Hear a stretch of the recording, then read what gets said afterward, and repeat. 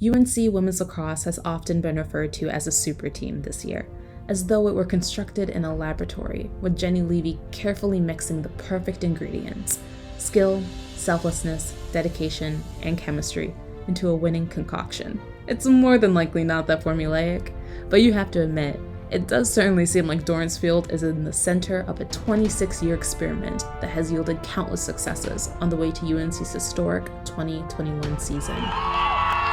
A dynasty continues in Chapel Hill. The top-seeded Tar Heels take another ACC championship. It's 5 in a row.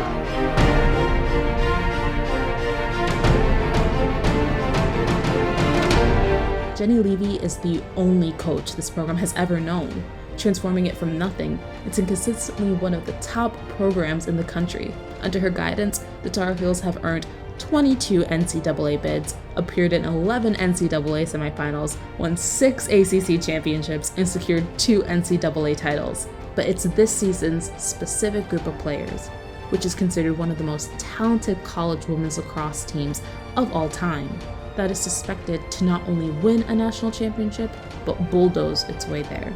If instructed to choose your fighter, you'd be hard-pressed to pick just one. Are you going to pick Taylor Marino with her .569 save percentage, or Jamie Ortega with her dodging and more than 247 career goals?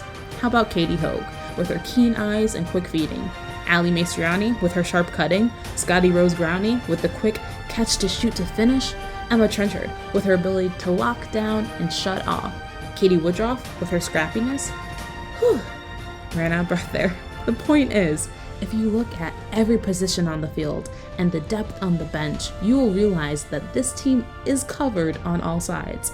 They came into this season with 6 All-Americans, 11 returning starters, and some new but familiar faces in Katie Bork, Kaylin Wurzberger, and Kerrigan Miller. Though UNC's shortened 2020 season ended with a winning record of 7-0, who's to say what would have come of their run last year? We can't know anything about that space of erased time. But here's what we know now, as we find ourselves in the midst of the postseason. UNC is the best team in the ACC. They've ranked #1 Women's Division I media poll every week, and so it might even be safe to say they're the best team in the country. The Tar Heels haven't lost a game since 2019, where they fell in an anxiety-inducing double overtime battle to Boston College, 15-14, in the NCAA semifinals.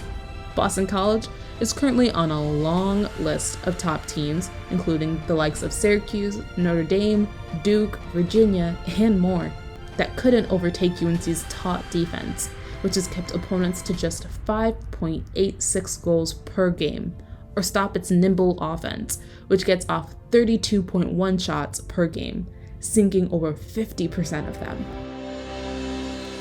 In closing out their 16-0 regular season run and coming out of the ACC tournament with the championship, only 2 teams have come within 1 goal of UNC.